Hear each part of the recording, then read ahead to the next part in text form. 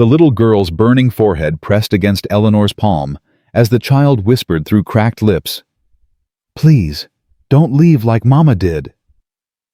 Eleanor Thornton had gotten off at the wrong station. She was supposed to marry a stranger in Copper Springs. Instead, she stood in a stranger's cabin, holding a fever-stricken child she'd met only 3 hours ago, while a blizzard buried them all alive.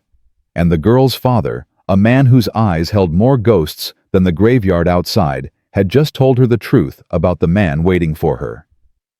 Dear friends, settle in for this remarkable tale. Subscribe to our channel and stay until the end. Comment below which city you're watching from. I love seeing how far these stories travel. The train lurched to a stop, and Eleanor Thornton gripped her worn leather case like it was the last thing keeping her alive. Maybe it was. "Willow Creek," the conductor bellowed. 20-minute stop, Willow Creek. Eleanor's heart seized. She pressed her face to the frost-covered window, squinting through the swirling snow. This wasn't right. The telegram said, Copper Springs. Her intended Thomas Garrett would be waiting at Copper Springs with a wagon and a new life. Not here. Not this godforsaken speck of nothing in the middle of Wyoming territory. "Excuse me." She caught the conductor's sleeve as he passed. "How much longer to Copper Springs?" The man's weathered face creased with something like pity. "Ma'am, ain't no train getting to Copper Springs tonight. Storm's rolling in fast. We're holding here till it passes." "How long?" "Could be hours. Could be days."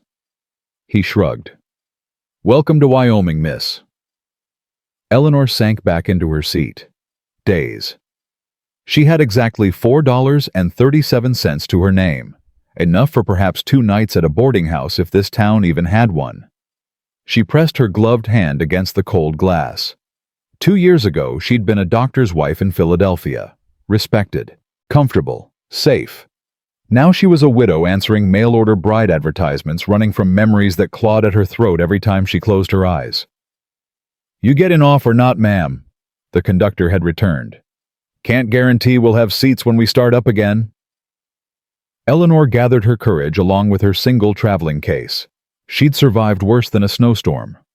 She'd survived watching her husband die in her arms while she couldn't do a single thing to save him. A little snow wouldn't kill her. The platform was nearly deserted. Wind cut through her wool coat like it wasn't there, and Eleanor immediately understood why the conductor had looked at her with pity. This wasn't a storm. This was the beginning of something far worse. "Ma'am?" A young man in a railway uniform jogged toward her. "You need the boarding house, it's 3 blocks east, but you'd best hurry. Mrs. Patterson won't open her door once the storm hits proper." "Thank you." Eleanor's teeth were already chattering.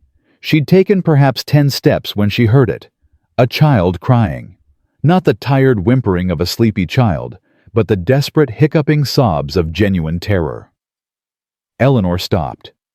Every instinct she'd developed as a nurse screamed at her to find the source. "Papa! Papa, please wake up!"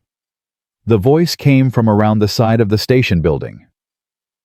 Eleanor abandoned her case and ran her boots slipping on the icy planks. She found them huddled against the station wall. A little girl, maybe 8 years old, with wild auburn hair escaping from a wool cap, kneeling beside a man who lay motionless in the snow. "He won't wake up." The girl looked up at Eleanor with eyes swollen from crying. "We were waiting for the train to bring supplies and he fell down and won't wake up." Eleanor dropped to her knees beside them, her hands already moving with practiced efficiency. "How long has he been like this?" "I don't know. Maybe 5 minutes. I tried to shake him, but he won't." Eleanor found a pulse, strong but rapid. His breathing was shallow, and when she lifted his eyelid, his pupil responded to light. Not a stroke then. She ran her hands along his skull and found it a goose egg forming just above his left ear. "Did he hit his head when he fell?" The girl nodded frantically. "On the edge of the bench. I heard it." Eleanor looked at the man properly for the first time. Mid-30s with dark hair and a face that might have been handsome if it weren't so gaunt. His clothes were clean but well worn, and there was a scar visible just above his collar, old faded to white. "What's your name, sweetheart?" "Rosemary." "Rosie. Is my papa going to die?" The raw terror in those words cut straight through Eleanor's chest. "No," she said firmly, "but I need to get him somewhere warm. Is there a doctor in town?" "Doc Hartley, but he went to the Morrison Ranch 2 days ago." "Mrs. Morrison was having her baby." "Of course he did." Eleanor looked around desperately. The snow was falling harder now, the wind picking up. They had minutes before this became a true emergency. "Rosie, can you be very brave for me?" The girl wiped her nose on her sleeve and nodded. "I need you to run into the station and find someone, anyone who can help me move your father. Can you do that?" Rosie was on her feet and running before Eleanor finished the sentence. Eleanor turned her attention back to the unconscious man. She loosened his collar, checked his pulse again, monitored his breathing. All stable. He'd likely wake with a splitting headache, but head injuries were unpredictable. He needed watching. What happened? Eleanor looked up to find a tall, broad-shouldered man standing over them. He wore a sheepskin coat and a hat pulled low against the wind, and there was something in his stance that spoke of immediate authority. "He fell and hit his head," Eleanor explained quickly. "He's breathing fine, but he needs to be moved somewhere warm." "Are you Jake McAllister?" The man was already bending to lift the unconscious man. "This here's Ben Cooper. Runs the general store." He paused, looking at Eleanor. "You a doctor?" "I was a nurse. My husband was a doctor." Something flickered across Jake McAllister's face. Surprise, maybe, or something deeper. "Well, Mrs. Thornton. Eleanor Thornton. Mrs. Thornton, I reckon Ben here owes you his thanks." He lifted Ben Cooper as easily as if the man weighed nothing. "My wagon's just around front. Storm's about to hit hard. I'll take him to his wife." Rosie came running back, her small face flushed with effort. "I found him. Miss Eleanor, I found help." Jake McAllister looked down at the girl, and Eleanor saw his expression soften completely. "Rosie Cooper, you been taking care of your pa?" "I tried, Mr. Jake, but he wouldn't wake up and I was so scared, and then this lady came and she knew just what to do. And, easy little one." Jake shifted Ben's weight. "Your pa's gonna be fine. This lady here made sure of it." They moved quickly to the wagon. Eleanor helped settle Ben in the back, cushioning his head with her own traveling case, not caring about the fine fabric getting ruined. "The boarding house is just," she began. "Ain't no boarding house tonight," Jake said flatly. "Storm'll bury this town by nightfall. Mrs. Patterson already shuttered up." He looked at her, his gray eyes assessing. "Where were you headed?" "Copper Springs. I'm supposed to meet someone there." "Who?" There was something sharp in the question. Eleanor lifted her chin. "Thomas Garrett, my intended." Jake McAllister went very still. "What?" Eleanor demanded. "Do you know him?" "I know him." "And?" Jake turned away, climbing into the wagon seat. "Get in. You'll freeze standing there." "Mr. McAllister." "Get in." His voice left no room for argument. Eleanor climbed into the wagon beside Rosie, who immediately pressed against her side, shivering. "Why won't you tell me about Mr. Garrett?" Eleanor pressed, as Jake urged the horses forward. "Because right now, getting Ben home alive matters more than your romantic plans." Jake's jaw was set hard. "We can talk about Thomas Garrett when you ain't about to freeze to death." They rode in tense silence through the thickening snow. Eleanor kept her arm around Rosie, feeling the child tremble against her. Questions burned in her throat, but something in Jake McAllister's expression warned her that pushing wouldn't get her answers. Ben Cooper's house was a modest but well-kept building near the edge of town. A woman rushed out as they pulled up, her face white with fear. "Ben, what happened?" Mrs. Patterson said. "He's all right, Sarah." Jake was already lifting Ben from the wagon. "Fell and hit his head. This lady here's got nurse training. She got to him quick. Eleanor helped guide them inside, automatically taking charge as they laid Ben on a settee near the fire. She gave Sarah Cooper instructions. Keep him warm, watch for changes in breathing, don't let him sleep too deeply for the next few hours. I don't know how to thank you, Sarah said, gripping Eleanor's hands. If Rosie hadn't found you, your daughter is the brave one, Eleanor said. She didn't panic. That made all the difference. Rosie beamed despite her exhaustion. You'll stay, Sarah insisted. I won't hear of you going back out in this storm. I couldn't impose. She's coming with me. Everyone turned to look at Jake, who stood by the door, his hat in his hands. Mr. McAllister, Sarah began. My ranch is closer to the station. When the storm clears, she can catch the train easier from there.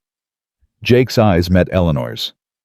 Besides, we need to talk about Copper Springs.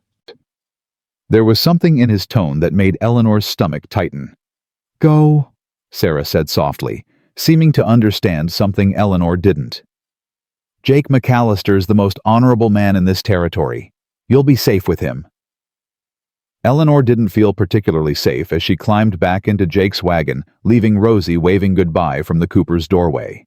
The wind had become vicious now, driving snow nearly horizontal. How far is your ranch? She asked. 2 miles. We'll make it. They did, but barely. By the time Jake's ranch house came into view, a solid log structure with smoke curling from the chimney, Eleanor couldn't feel her fingers or toes. Jake helped her down from the wagon, and Eleanor stumbled her legs, refusing to cooperate after the cold journey. His arm caught her steady and sure.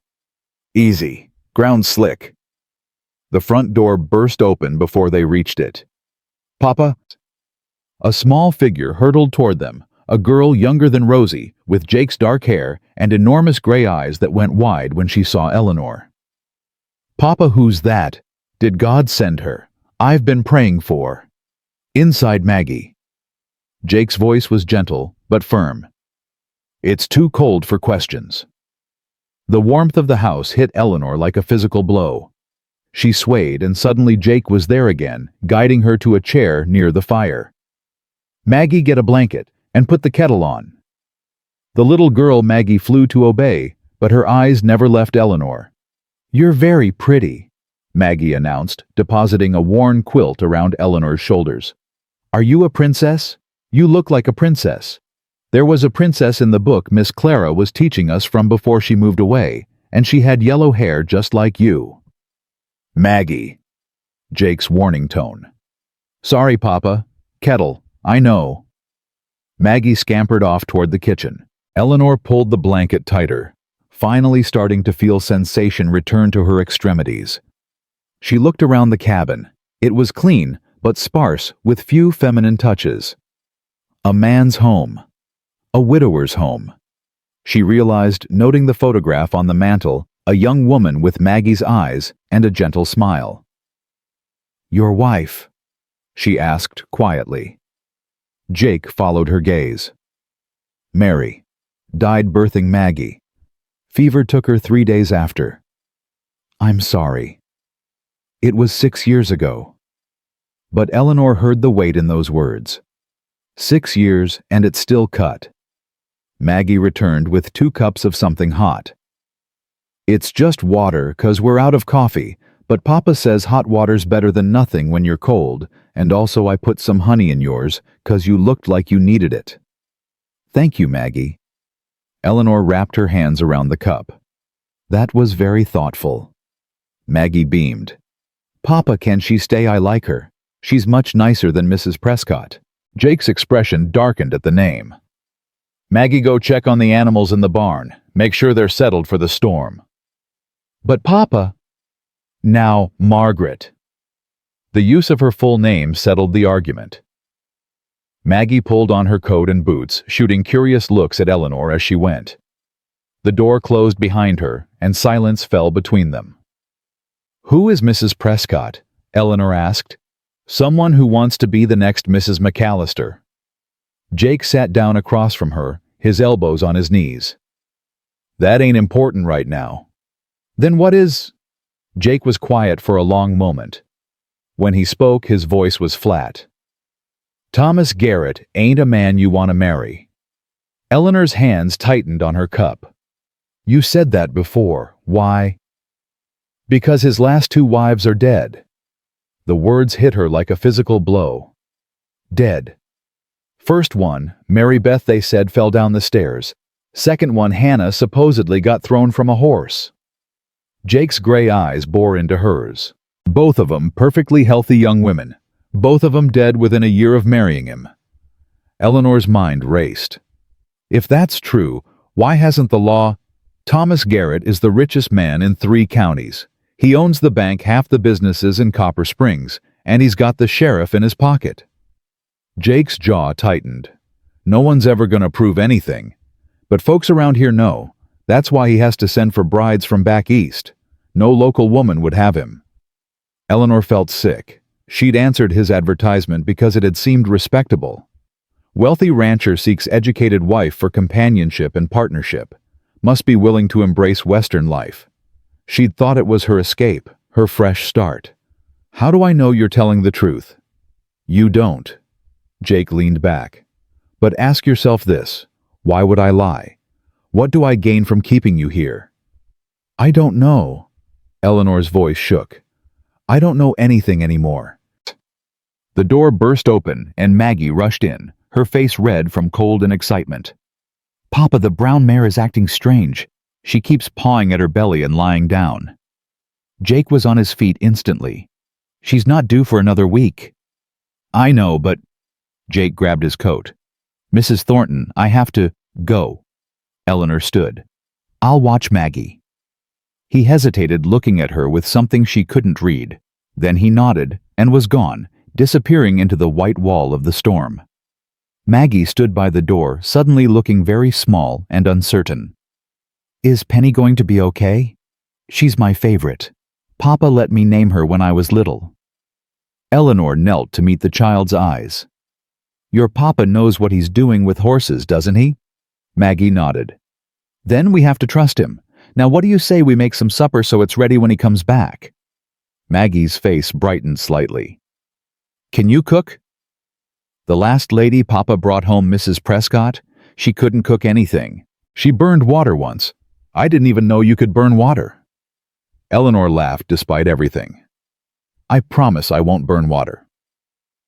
They worked together in the small kitchen, Maggie chattering constantly. Eleanor learned that Maggie was 6 years old, that she had a pet chicken named Duchess, that she missed her mother even though she'd never met her, and that she wrote letters to her mother every Sunday and buried them in a special box behind the house. So Mama can read them in heaven, Maggie explained matter-of-factly. Papa says she watches over me. Do you think that's true? Eleanor thought of William, her husband. Did he watch over her? Or had he simply stopped? I think the people who love us never really leave us, she said carefully. They stay in our hearts. Maggie considered this. You're smart. I like you. She paused. Are you going to marry that bad man in Copper Springs? Eleanor's hands stilled on the potato she was peeling. Why do you say he's bad? Because Papa looked scared when he heard you were going there. Papa never looked scared. Not even during the big storm last year when the barn almost blew away. Maggie's gray eyes, so like her father's, were solemn. Please don't go. Please stay with us. We need someone, and you're nice, and you didn't look at our house like it wasn't good enough like Mrs. Prescott did. Maggie. I know I'm not supposed to ask. Maggie's voice dropped. Papa says it's not polite to ask people to stay when they've got somewhere else to be. But I'm asking anyway. Please. Eleanor didn't know what to say. This child, this earnest little girl who wrote letters to a dead mother and named her pet chicken Duchess, was asking her to throw away everything she'd planned. Everything she'd been running toward. Or running from. The door slammed open and Jake staggered in carrying a small wet bundle. Maggie, get towels. Now. Maggie ran, and Jake laid the bundle on the floor near the fire. It was a foal, tiny, much too small, barely breathing. Penny? Eleanor asked. She's fine. But this little one came early. Too early. Jake's hands were shaking as he rubbed the foal's thin body. She won't make it through the night without warmth. Eleanor was already moving, grabbing the blanket she'd been using kneeling beside him. What do you need? Jake looked at her. Really looked at her, and something in his expression shifted. You ain't like most city women. I was a nurse, Mr. McAllister. I've seen worse than a struggling foal. Together they worked through the next hour. Maggie brought towels and hot water. Eleanor helped Jake clean the foal, stimulate its breathing, keep it warm. Their hands brushed as they worked, but neither pulled away. Finally, the foal's breathing stabilized. It made a soft sound, almost a whimper, and tried to lift its head. She's fighting, Jake said quietly. She's strong. Eleanor stroked the foal's damp neck. Like her owner. Jake sat back, exhaustion written in every line of his body. Mrs. Thornton. Eleanor, after everything tonight, I think we're past formalities. Eleanor. He seemed to test the name. What I told you about Garrett, it's true. Every word. I believe you. Then you'll stay. At least until the storm passes and you can figure out your next move. Eleanor looked at the tiny foal fighting for life. At Maggie, who had fallen asleep against her father's shoulder. At this man, who had taken in a stranger and told her the truth, even though it would have been easier to say nothing. I'll stay. Something in Jake's face relaxed. Not quite a smile, but close. Maggie was right, he said softly. About what? She said God would send us someone. He looked at his sleeping daughter, then back at Eleanor. She's been praying for months, ever since Mrs. Prescott started coming around, making it clear she intended to be the next Mrs. McAllister, whether Maggie liked it or not. And you, what do you want? Jake was quiet for a long moment. I want my daughter to have someone who looks at her like she matters, who listens when she talks about her letters to her mama, who doesn't try to make her into something she's not. He met Eleanor's eyes. Tonight, for the first time, she fell asleep smiling. Because of you. Eleanor didn't know what to say to that. It's been a long night, she finally managed. We should all get some sleep. Jake nodded and carefully lifted Maggie into his arms. I'll show you to the spare room. As Eleanor followed him down the narrow hallway, Maggie stirred. Papa? Shh, sweetheart. Go back to sleep. Is the pretty lady staying? For now. Maggie's small arms tightened around her father's neck. Good. I already asked God to make her stay forever. He usually listens when I ask nice. Eleanor felt tears prick her eyes as Jake settled his daughter into bed. Good night, Maggie, she whispered from the doorway. Night, pretty lady. Maggie's voice was already fading. Don't leave, okay? Don't leave like Mama did.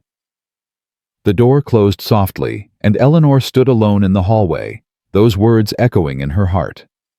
Don't leave like Mama did.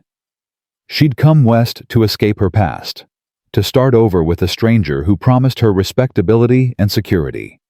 Instead, she'd stumbled into a storm and found something else entirely. A broken man trying to raise his daughter alone. A child who prayed for someone to stay. A warning about the man who was supposed to be her salvation. Tomorrow, the storm might clear. The train might run. She could still go to Copper Springs, still meet Thomas Garrett, still marry the life she'd planned. Or she could stay. Eleanor touched the closed door of Maggie's room, feeling the worn wood beneath her fingers. Outside, the blizzard raged, but inside this small cabin, there was warmth. There was need. There was a little girl who had looked at her like she was an answered prayer. And for the first time since William died, Eleanor Thornton wondered if maybe, just maybe, getting lost was exactly what she'd needed all along.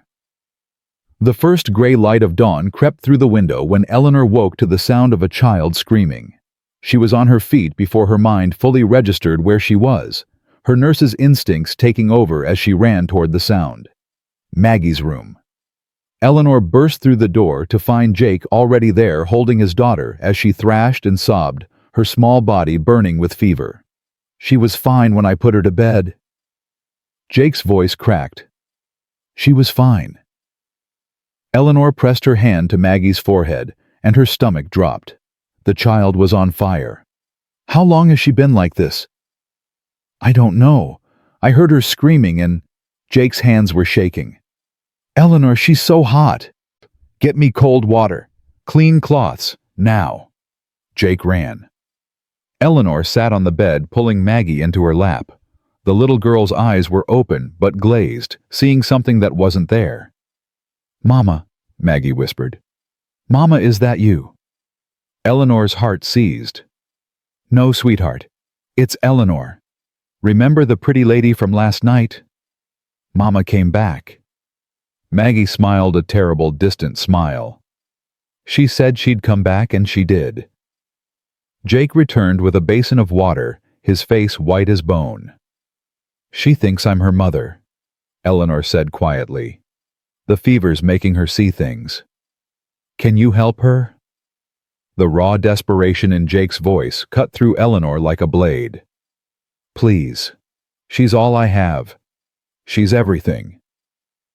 Eleanor dipped a cloth in the cold water and began bathing Maggie's face and neck. Her mind raced through everything William had taught her every fever case she'd assisted with. "I need you to tell me exactly what she ate and drank yesterday. Everything. Just regular food. Bread. Some stew I made the night before. She had milk from our cow and—" Jake stopped. "The creek water. She was playing near the creek yesterday morning before I could stop her. She might have drunk from it." "The creek where the cattle drink." Jake nodded, understanding dawning in his eyes. "Oh, God. It might not be that. It might be something else entirely." Eleanor kept her voice calm even as her hands worked frantically.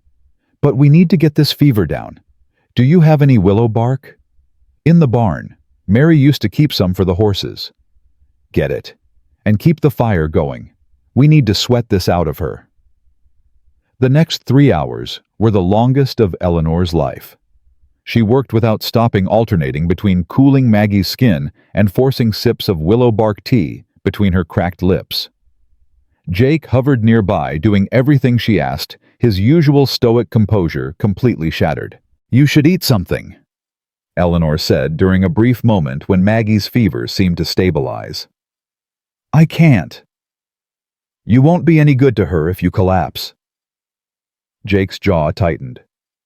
"I watched Mary die in this room. In this bed. I held her hand while the fever took her, and there wasn't a damn thing I could do." His voice broke. "I can't lose Maggie too. I can't." Eleanor reached out and gripped his hand. His fingers closed around hers like a drowning man grabbing a rope. "She's strong, Jake, and I'm not going to let her go without a fight." "Why?" The word came out rough. "You don't know us. You could walk away right now and catch that train to your fancy rancher and—" "Because she asked me not to leave." Eleanor's voice was steady. "Because last night a little girl looked at me like I was an answer to her prayers. And maybe I don't believe in much anymore, but I believe in that." Jake stared at her for a long moment. Then he lifted her hand to his lips and pressed a brief, desperate kiss to her knuckles. "Thank you." Before Eleanor could respond, Maggie convulsed. "Hold her down," Eleanor commanded. "Don't let her bite her tongue." Jake moved instantly, pinning his daughter's thrashing limbs, while Eleanor forced a folded cloth between her teeth. The seizure lasted perhaps 30 seconds, but it felt like an eternity. When it passed, Maggie went limp. "Is she—" Jake couldn't finish the question.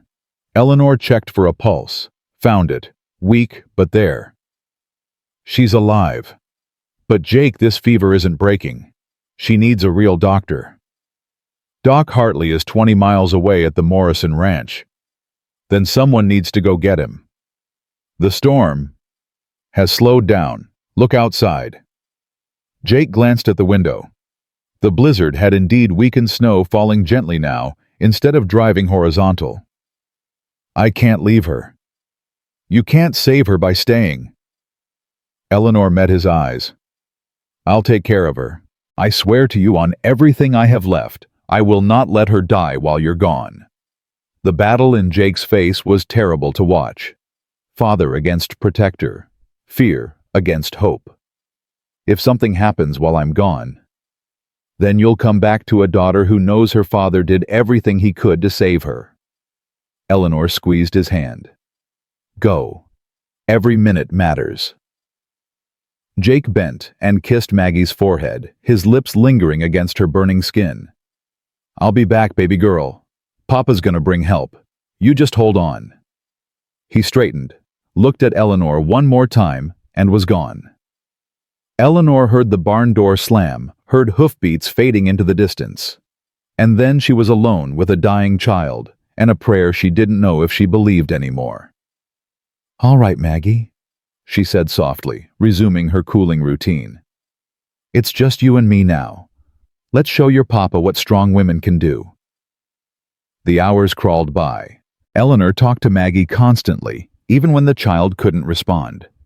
She told her about Philadelphia, about William, about the medical school that wouldn't accept women students, and how she'd learned everything anyway by watching and reading and refusing to give up. She told her about the train ride west, about the fear and hope that had warred in her chest. She told her about getting off at the wrong station and finding a little girl crying in the snow. That was you, you know, she murmured, dabbing Maggie's forehead. Rosie Cooper. But she reminded me of you. Same fierce spirit. Same brave heart. Maggie stirred. Rosie's my friend. Eleanor's heart leaped. Maggie? Can you hear me? Water. The word was barely a croak. Please. Eleanor helped her drink small sips, supporting her head with trembling hands. That's it. That's my brave girl. Where's Papa? He went to get the doctor. He'll be back soon. Maggie's eyes fluttered open, focusing with difficulty on Eleanor's face. You stayed. I promised I would. I dreamed about Mama. Maggie's voice was thin as paper. She told me not to be scared. She said someone was coming to take care of me and Papa. Her small hand found Eleanor's. She meant you.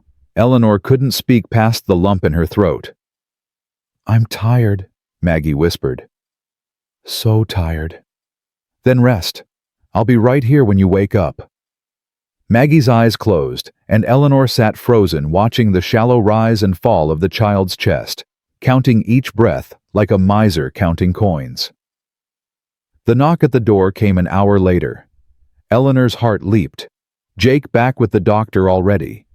But when she opened the door, the woman standing on the porch was definitely not Jake McAllister. She was perhaps 45, dressed in clothes too fine for this territory, with perfectly arranged dark hair and eyes that assessed Eleanor like a buyer examining questionable merchandise. So it's true. The woman's voice dripped with disdain. Jake McAllister has taken in a stray. Can I help you? I'm Victoria Prescott. The name was delivered like a title. I own the Prescott Ranch, the largest spread in this territory. She looked past Eleanor into the cabin. Where is Mr. McAllister? He rode out to get the doctor. His daughter is ill. Something flickered in Victoria's eyes. Not concern, Eleanor noted. Calculation. Ill? How ill? Very. If you'll excuse me. You're the mail-order bride. Victoria stepped forward, forcing Eleanor to either move or be knocked aside. The one intended for Thomas Garrett. Eleanor didn't budge. What do you want, Mrs. Prescott? What I want is for you to leave this house and continue on to your intended as soon as the road's clear. Victoria's smile was sharp as a blade. Jake McAllister has been promised to me. This arrangement has been understood for some time. Has Mr. McAllister agreed to this arrangement? The slight tightening of Victoria's jaw was answer enough. What he wants is irrelevant. He needs a wife. Maggie needs a mother. I have the resources to provide for them both. What do you have? A nursing certificate and a destination you haven't reached? A small sound from the bedroom. Eleanor's head snapped toward it. I have a sick child to tend to. You can see yourself out. If that girl dies, she won't. You sound very sure for someone who claims to be just passing through. Victoria's eyes narrowed. Don't get comfortable here, Miss Thornton. This isn't your home, and these aren't your people. And yet here I am, caring for a child while her father risks his life in the snow, and here you are making threats in the doorway. Eleanor straightened to her full height. I may be just passing through, Mrs. Prescott, but at least I know where my priorities are. Victoria's face flushed with rage. You'll regret this. Perhaps, but I'll regret it with a clear conscience. Eleanor stepped back and closed the door in the woman's face. Her hands were shaking as she returned to Maggie's bedside. The child's eyes were open again, watching her. I don't like her, Maggie whispered. Neither do I. She wants to marry Papa. She told him she'd teach me to be a proper lady. Maggie's face scrunched. I don't want to be a proper lady. I want to ride horses and help Papa with the cattle and write letters to Mama. Then that's exactly what you should do. Maggie was quiet for a moment. Then, Eleanor. Yes, sweetheart. If I die, will you take care of Papa? Eleanor's heart shattered into 1,000 pieces. You're not going to die, Maggie. But if I do?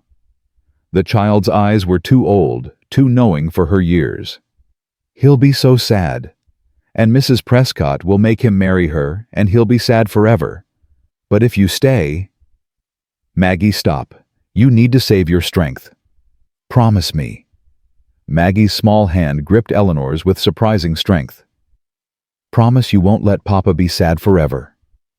Eleanor bent and pressed her forehead to Maggie's. I promise. Maggie smiled, and her eyes closed. Eleanor sat there in the silence, holding a little girl's hand, making promises she didn't know how to keep. The sound of horses jolted her from a half-doze sometime later. She ran to the window. 2 riders emerging from the tree line. Jake's familiar silhouette, and beside him an older man carrying a medical bag. Thank God. She had the door open before they reached the porch. How is she? Jake was off his horse and pushing past her in one motion. The fever hasn't broken, but she's been conscious twice. She's fighting. The doctor, a gray-haired man with kind eyes and capable hands, went straight to Maggie's room without waiting for introductions. Eleanor and Jake stood in the hallway close enough that she could feel him trembling. Victoria Prescott was here, Eleanor said quietly. Jake's jaw tightened. What did she want? To stake her claim, and to warn me off. I'm sorry. I should have... She doesn't scare me, Jake.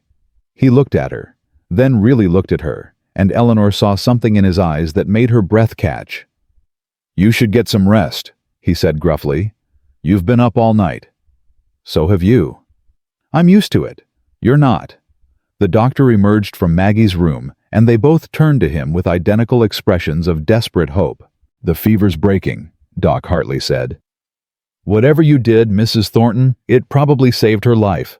Another few hours without treatment, and we'd be having a very different conversation. Jake made a sound like a wounded animal and sagged against the wall. Eleanor caught him holding him upright, even though her own legs felt like water. She's going to be okay, the doctor continued. She needs rest fluids and careful watching for the next few days. But she's through the worst of it. He looked at Eleanor with professional respect. You have medical training. My husband was a doctor. I assisted him for years. We could use someone with your skills in this territory. Doc Hartley picked up his bag. I'll check back tomorrow if the roads are clear. Jake, you look worse than your daughter. Get some sleep. After the doctor left, Jake stood in the hallway staring at Maggie's door like he couldn't quite believe what he'd heard. She's okay, Eleanor said gently. Jake, she's going to be okay. He turned to her, and the tears he'd been holding back finally broke free. I thought I was going to lose her. The whole ride to find Doc Hartley, I kept thinking about coming back to find her gone, and I couldn't... His voice shattered. I couldn't breathe. Eleanor did the only thing that made sense. She stepped forward and wrapped her arms around him. Jake stiffened for just a moment. Then his arms came around her, and he held on like she was the only solid thing in a spinning world. "I'm sorry," he gasped against her hair. "I'm sorry, I shouldn't." "Shut up." Eleanor held him tighter. "You just spent the night riding through a blizzard to save your daughter. You're allowed to fall apart a little." They stood there for a long time, holding each other in the narrow hallway, while the morning light grew stronger through the windows. Finally, Jake pulled back. His eyes were red, but the desperate terror was gone, replaced by something softer. "I need to see her." "Of course." He started toward Maggie's room, then stopped, turned back. "Eleanor." "Yes?" "Thomas Garrett sent a telegram this morning. The station master at Willow Creek intercepted it, thought I should know." Jake's expression hardened. "He's coming here, tomorrow, to collect his bride." Eleanor felt the blood drain from her face. "What? He knows you're here. Someone in town must have wired him." Jake stepped closer. "You don't have to see him. You don't have to go anywhere with him. I meant what I said about him. And if I refuse, what will he do?" "I don't know. But whatever he does, you won't face it alone." Jake's voice was steel. "Not as long as I'm breathing." He turned and went into Maggie's room. Eleanor stood alone in the hallway, her heart pounding. Thomas Garrett. Coming tomorrow. The man who might have killed 2 wives. The man who thought he owned her because of a few letters and a train ticket. She should run. She should find another train going anywhere else disappear before he arrived. But even as the thought formed, she knew she wouldn't do it. Because running would mean leaving Jake, leaving Maggie, leaving the first place in 2 years where she'd felt like she mattered. Eleanor Thornton had spent her whole life running from things. Maybe it was time to start standing and fighting instead.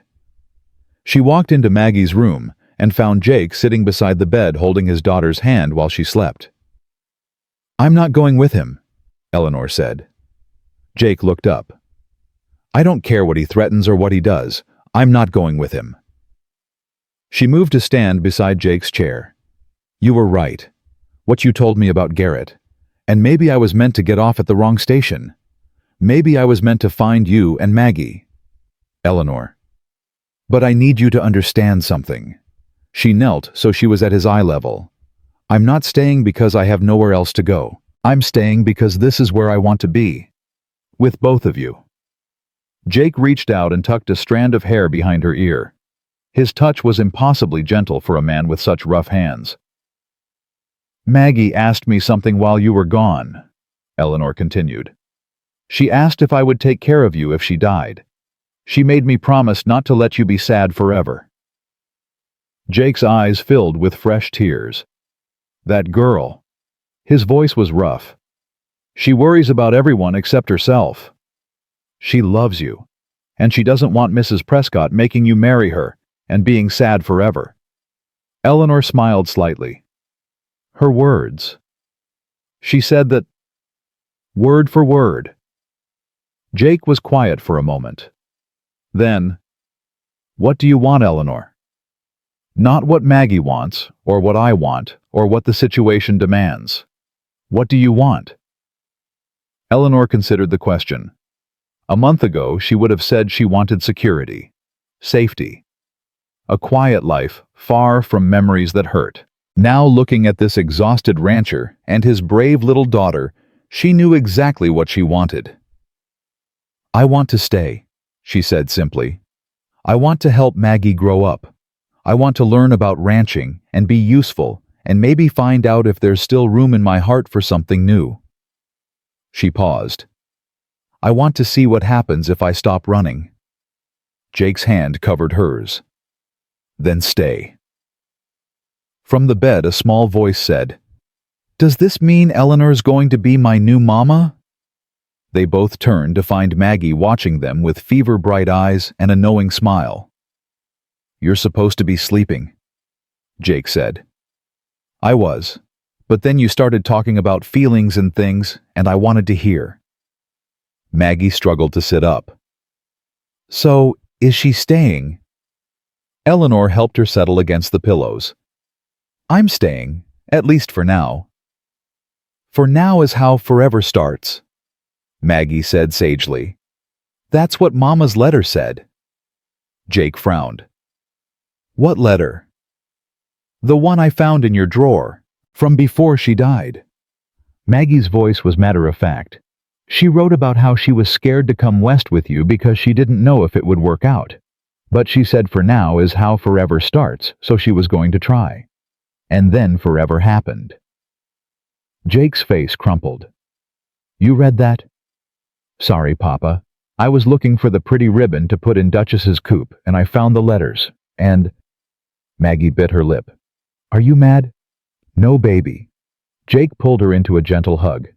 No, I'm not mad. Over Maggie's head, his eyes met Eleanor's. For now is how forever starts. Maybe Mary McAllister had been wise beyond her years. Maybe some things were meant to be, even when they started with a wrong turn, and a snowstorm, and a little girl's desperate prayer. Eleanor didn't know what tomorrow would bring. She didn't know how she'd face Thomas Garrett, or Victoria Prescott, or any of the challenges waiting for her in this new life. But she knew one thing with absolute certainty. She was exactly where she was supposed to be, and for now, that was enough. Thomas Garrett arrived at noon the next day. Eleanor heard the horses before she saw them. 3 riders coming up the road, moving fast. Jake. Her voice came out steadier than she felt. He was beside her in an instant, looking out the window. His jaw went tight. Stay inside with Maggie. No. Jake turned to her, surprise flashing across his face. I'm not hiding, Eleanor said. If he wants to talk to me, he can talk to me. But I'm doing it on my feet, not cowering behind a door. Something like pride flickered in Jake's eyes. Then we face him together. They stepped onto the porch just as the riders reached the yard. Thomas Garrett was nothing like Eleanor had imagined from his letters. He was older, perhaps 50, with silver hair and a handsome face that had gone soft around the edges. His clothes were expensive, his horse the finest she'd seen since leaving Philadelphia. But his eyes were cold as creek water in January. Mrs. Thornton. His voice was smooth as silk. I've been looking for you. Mr. Garrett. Eleanor kept her voice level. I apologize for the confusion. The storm prevented me from reaching Copper Springs. So I heard. Garrett's gaze slid to Jake, and something ugly flickered there. McAllister. Should have known you'd be involved in this. Garrett. Jake's voice was flat. You're on my property. I'm here to collect what's mine. I'm not yours. Eleanor stepped forward. I'm no one's property, Mr. Garrett. Garrett smiled, and it didn't reach his eyes. We have an arrangement, Mrs. Thornton. I paid for your train ticket. I've prepared a home for you. In the eyes of God and law, you're committed to me. There was no contract, no legal document, just letters and a ticket. Eleanor lifted her chin. I've changed my mind. The smile vanished from Garrett's face. Changed your mind. He repeated the words like they tasted bitter. After I spent months corresponding with you. After I made preparations. After I told everyone in Copper Springs that my new wife was arriving. I'm sorry for any embarrassment, but... Embarrassment. Garrett's voice rose. You've made me look like a fool. A man who can't even secure a mail-order bride. He dismounted in one swift motion. I don't think you understand your situation, Mrs. Thornton. Jake moved to stand between them. I think you need to leave.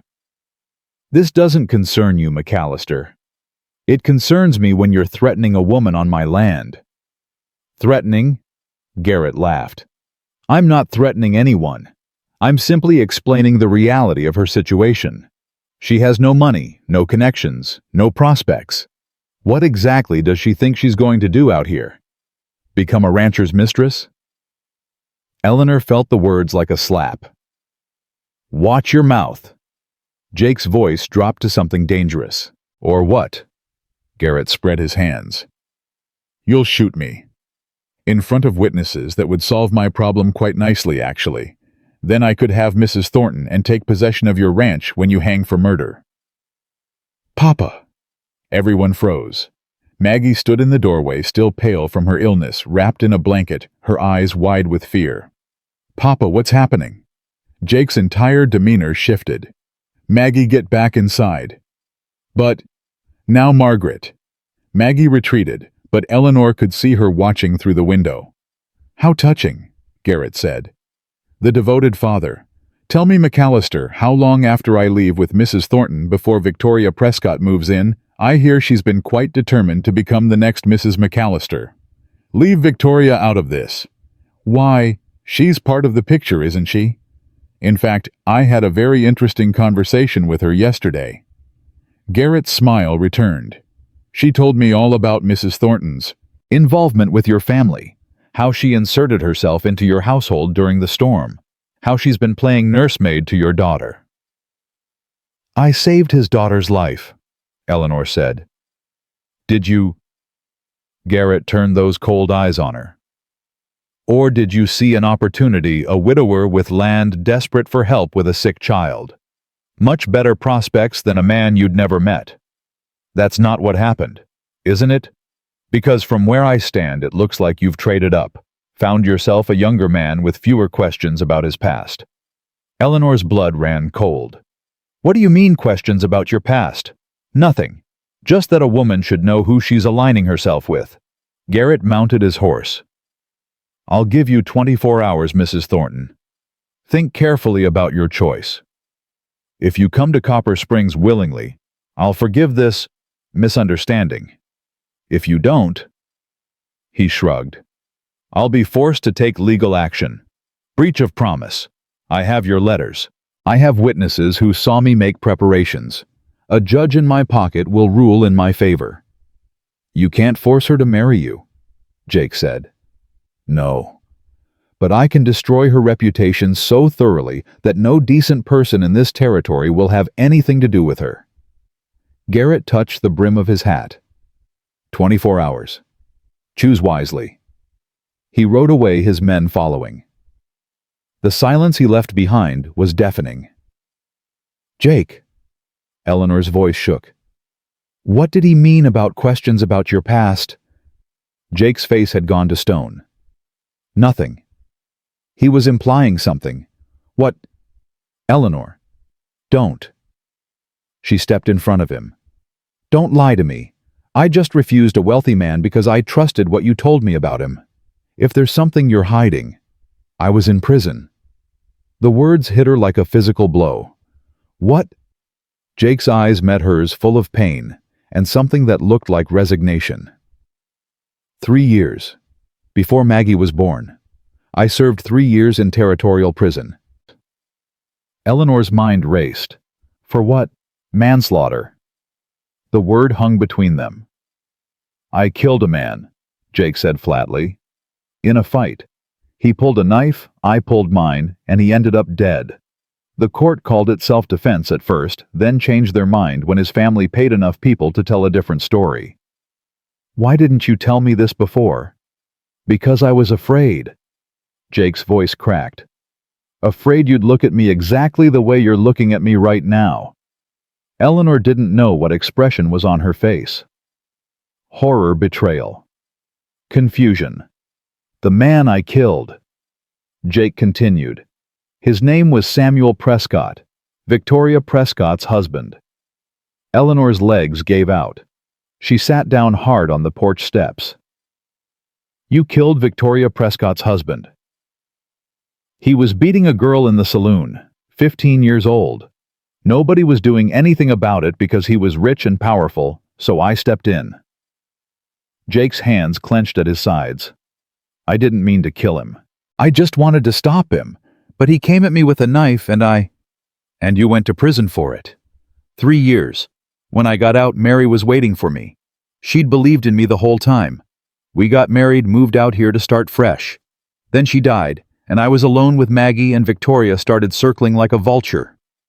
She wants to marry the man who killed her husband. She hated Samuel. Everybody knew it. She married him for his money, not love. When he died, she inherited everything, but she also inherited his reputation. People whispered about her, about how convenient his death was. Jake laughed bitterly. She thinks if she marries me, it'll prove she wasn't involved, that she forgave me, that she's the bigger person. And if you don't marry her, she'll destroy me. She's been threatening it for years. Says she'll tell everyone I murdered her husband in cold blood. That the self-defense story was a lie.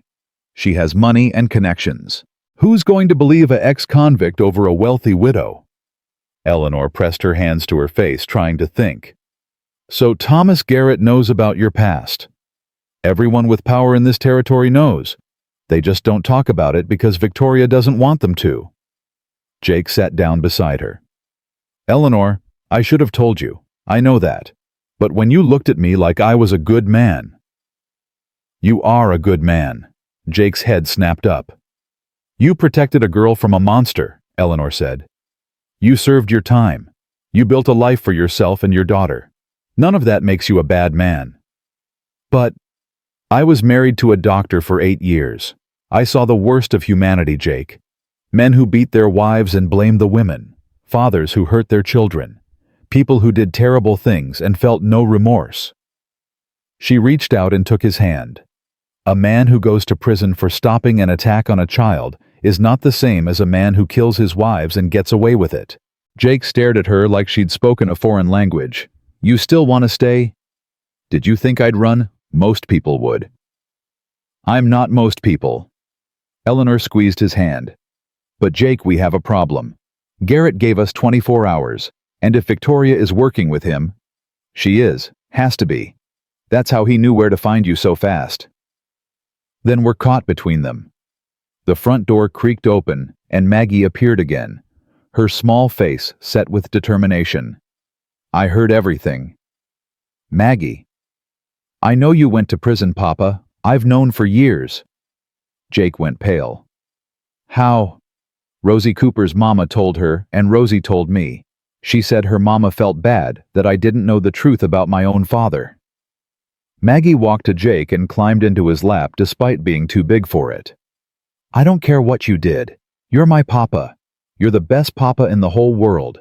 And that mean man can't have Eleanor. She's ours. Eleanor felt tears burning her eyes. We need help, she said. Is there anyone in this territory who isn't afraid of Garrett or Victoria? Jake thought for a long moment. Zeke Washington.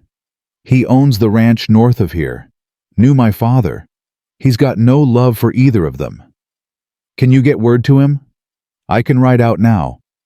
No. Eleanor shook her head. You need to stay with Maggie. She's still recovering. I'll go. Absolutely not. If Garrett catches you alone. He gave us 24 hours. He's too confident to break his own deadline. Eleanor stood. Tell me how to find this Zeke Washington. I'll go talk to him and be back before dark. Eleanor, it's too dangerous. So is sitting here waiting for Garrett to destroy us. She looked at him steadily. You trusted me with your daughter's life. Trust me with this. Jake struggled with himself for a long moment. Then he nodded. The Washington Ranch is about 5 miles north. Follow the creek past the old mill. You'll see the big house on the hill. He hesitated. Zeke's a good man. Fair. Tell him Jake McAllister sent you and tell him everything. He'll know what to do. Eleanor was saddling one of Jake's horses when Maggie appeared in the barn doorway. You're coming back, right? Of course I am. Promise? Eleanor knelt to meet the child's eyes. I promise. Wild horses couldn't keep me away. What about mean men with cold eyes? Especially not them. Maggie threw her arms around Eleanor's neck. I love you, she whispered. Is that okay? I know we just met, but I love you, and I don't want you to go, but I know you have to, and please come back. Eleanor held her tight. I love you too, Maggie, and I'm coming back. I promise on everything I have. The ride to the Washington Ranch was the longest of Eleanor's life. Every sound made her jump. Every movement in the trees made her heart pound. She kept expecting Garrett's men to appear to drag her off the horse and force her to Copper Springs. But the territory was empty and silent, and she reached the big house on the hill without incident. A black man with graying hair and sharp eyes met her in the yard. He carried a rifle, like he knew how to use it. "Ma'am, you're a long way from town." "Are you Ezekiel Washington?" "I am. Who's asking?" "Eleanor Thornton. Jake McAllister sent me." Something shifted in the man's expression. "Jake sent you?" "He did. Mr. Washington, I need your help. We need your help." Zeke Washington studied her for a long moment. Then he lowered the rifle. "Come inside, Mrs. Thornton. Tell me everything." Eleanor talked for nearly an hour. She told Zeke about the wrong station, about Maggie's illness, about Garrett's threats, and Victoria's involvement. She told him what Jake had revealed about his past, about the prison time, and Samuel Prescott's death. Zeke listened without interrupting. When she finished, he was quiet for a long time. "Jake told you about Samuel Prescott?" "He did." "And you're still here?" "I am." Zeke nodded slowly. "Then you're either very brave or very foolish. Maybe both." He stood and walked to a cabinet, pulling out a bottle and 2 glasses. "I was there that night, you know. The night Jake killed Samuel." Eleanor's breath caught. "I was there," Zeke repeated. "I saw the whole thing. Saw Samuel dragging that girl by her hair. Saw Jake try to stop him peacefully first. Saw Samuel pull the knife. Saw Jake defend himself." He poured 2 drinks and handed one to Eleanor. "I testified at the trial. Told the truth. Didn't matter. Samuel Prescott's family had more money than God and twice as much influence." "Then you know Jake is innocent." "I know Jake did what any decent man would have done, and I know he's been paying for it ever since." Zeke took a long drink. "Thomas Garrett is a snake, Mrs. Thornton. His first wife didn't fall down any stairs. He pushed her. His second wife didn't get thrown from a horse. He shot the horse out from under her because he caught her trying to leave him." Eleanor felt sick. "How do you know this?" "Because both of those women came to me before they died, asked for help. I tried, but I couldn't get them out in time." Zeke's eyes were haunted. "I won't make that mistake again. Can you help us?" "I can do more than help." Zeke went to a desk and pulled out a stack of papers. "I've been gathering evidence against Garrett for 5 years. Witness statements, financial records, letters his first wife wrote before she died. I was waiting for the right moment to use them." "Why haven't you—" "Because Garrett has the sheriff, the judge, and half the territory in his pocket. Taking him down requires more than evidence. It requires the right opportunity." Zeke looked at her. "You might be that opportunity, Mrs. Thornton."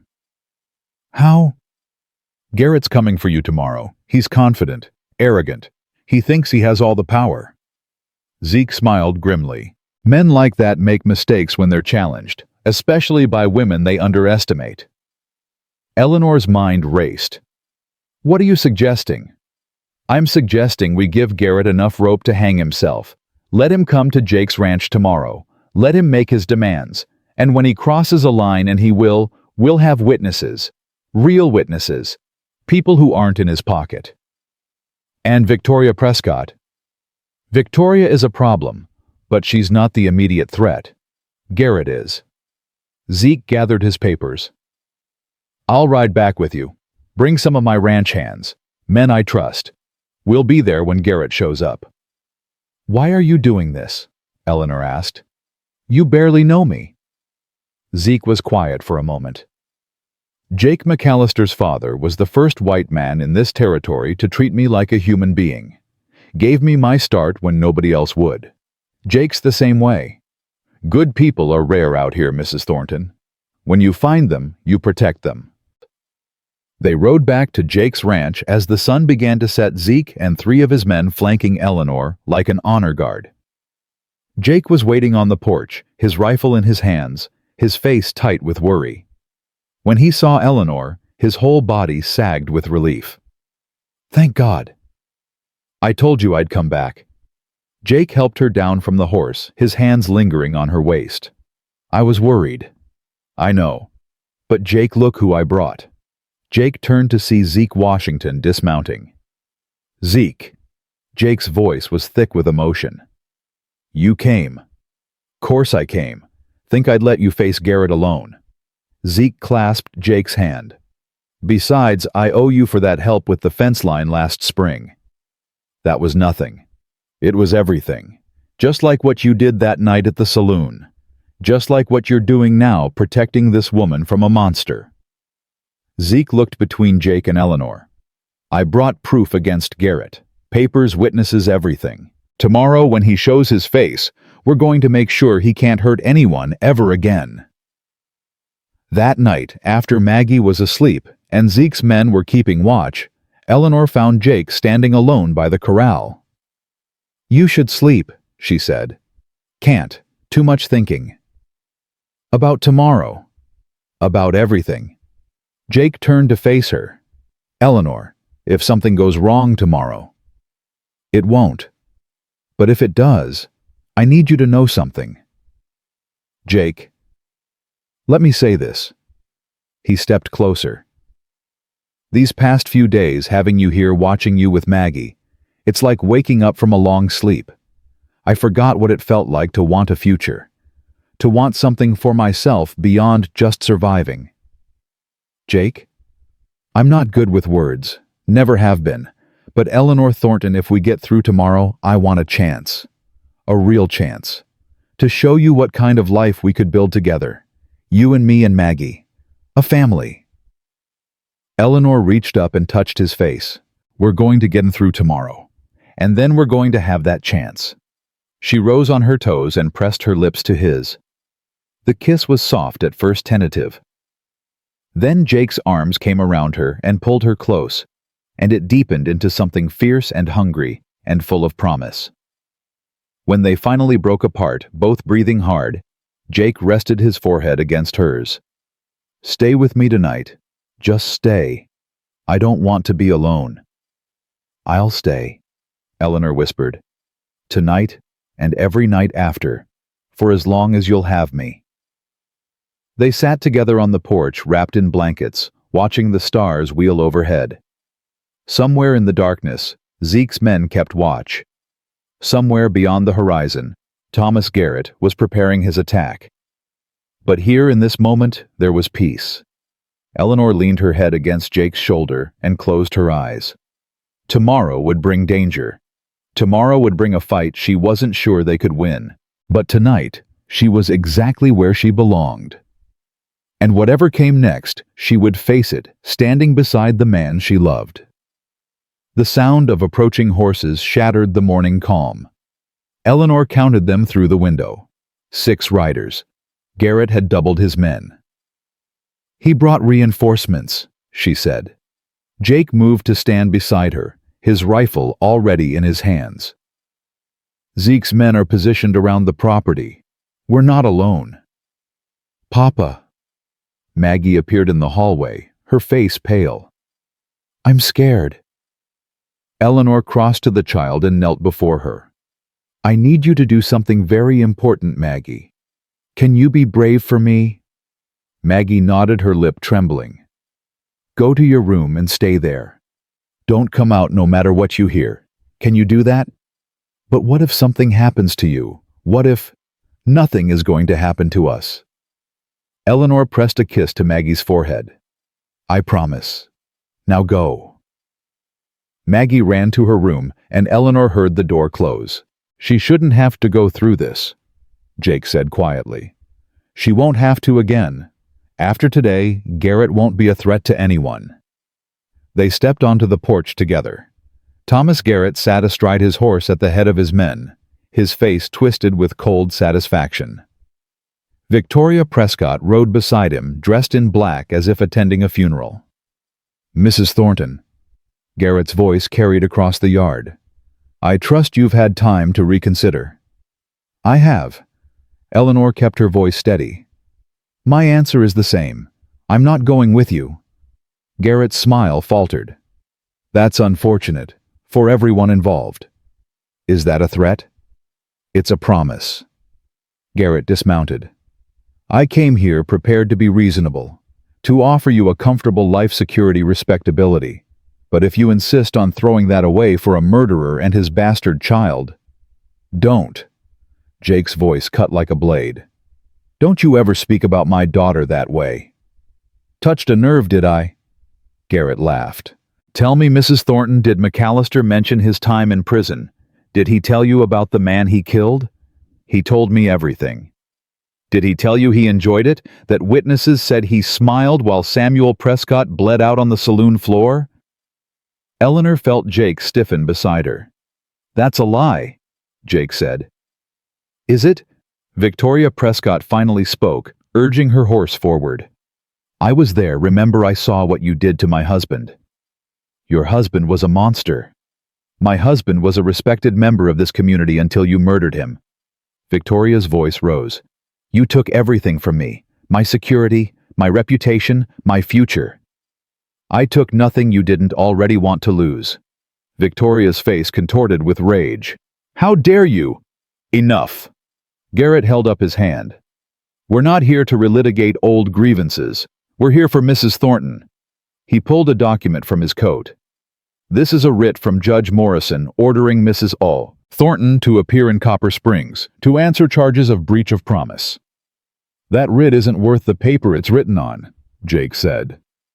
Perhaps, perhaps not. But while she fights it in court, her reputation will be destroyed. Her name will be mud in every territory from here to California. Garrett stepped closer. Is that what you want Mrs. Thornton to spend years in legal battles, to be known as the woman who welched on her commitments? Better that than being known as your third dead wife. Garrett went very still. What did you say? You heard me.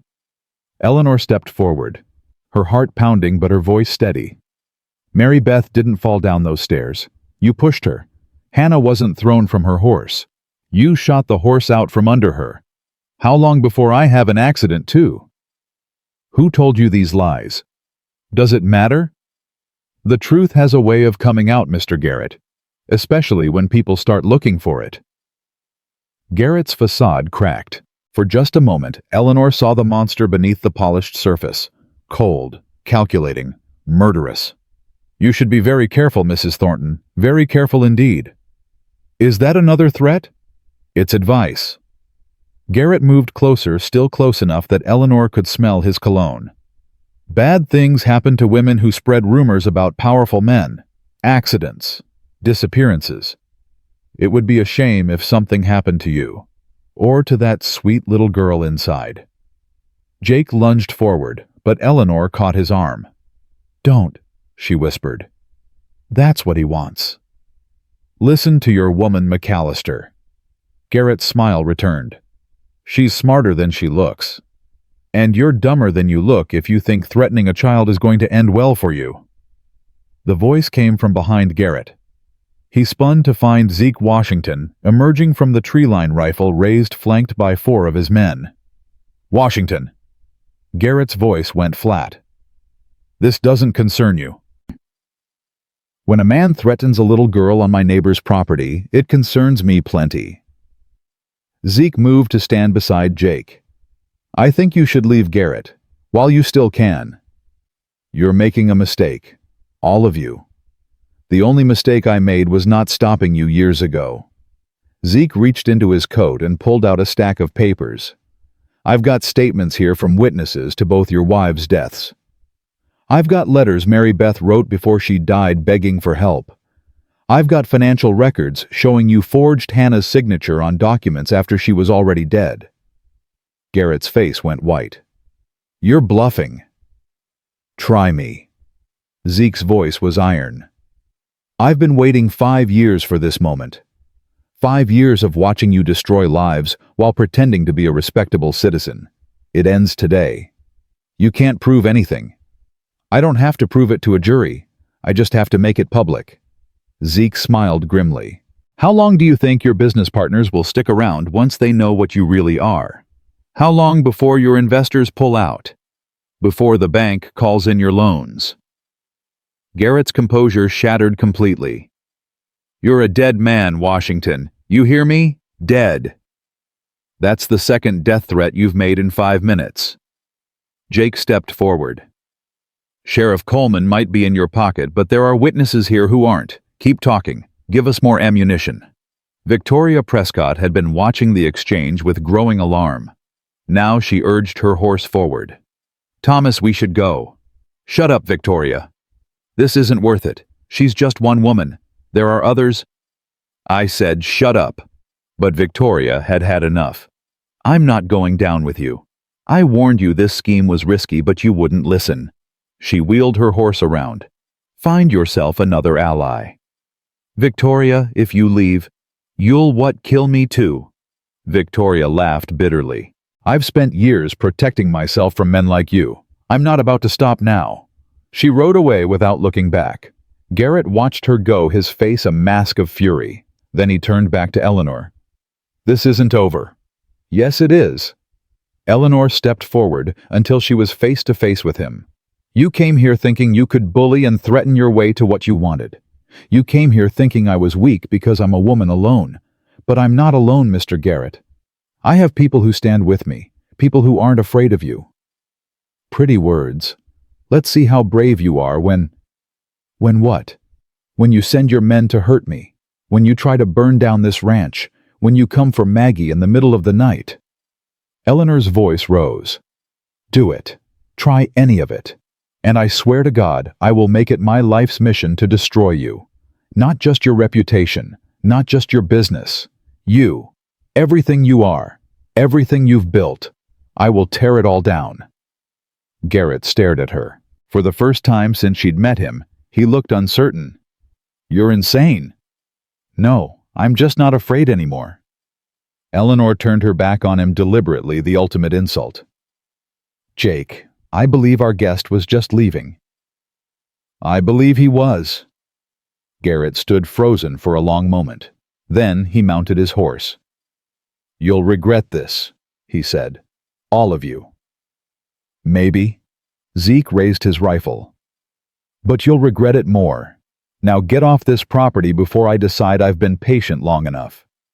Garrett rode away. His men followed, casting nervous glances over their shoulders. Silence fell over the ranch. Then Maggie burst through the front door and threw herself into Eleanor's arms. You did it. You made him leave. You were so brave.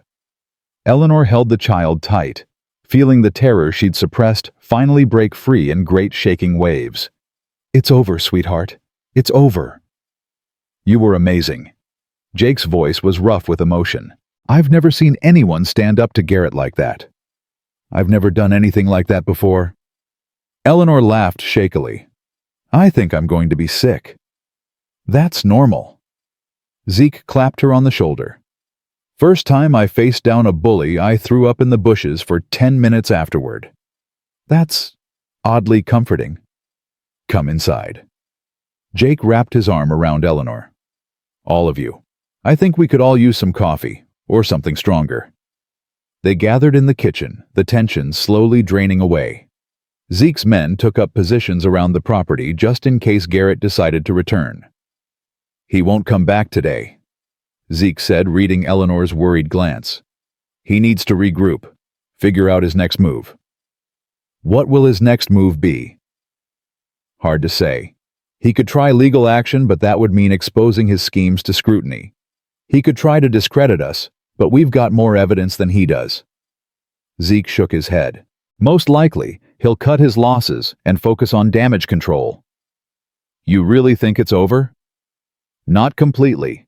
Men like Garrett don't give up easily. But today we took away his power, his confidence, his certainty that he could do whatever he wanted without consequences. Zeke smiled. That's worth something. Jake had been quiet through the exchange. Now he spoke. Eleanor. She turned to face him. What you did out there, standing up to him like that, you could have been hurt. You could have been killed. I know. Then why did you do it? Eleanor considered the question. Because I spent 2 years running from things that scared me, running from grief, running from memories, running from my own shadow, and I was so tired of running. So you decided to fight instead. I decided that some things are worth fighting for. She looked at Maggie, who was sitting at the table with a cup of warm milk watching the adults with wide eyes. Some people are worth fighting for. Jake crossed the room and took her hands in his. Marry me. Eleanor's heart stopped. What? Marry me. Jake's eyes were fierce with certainty.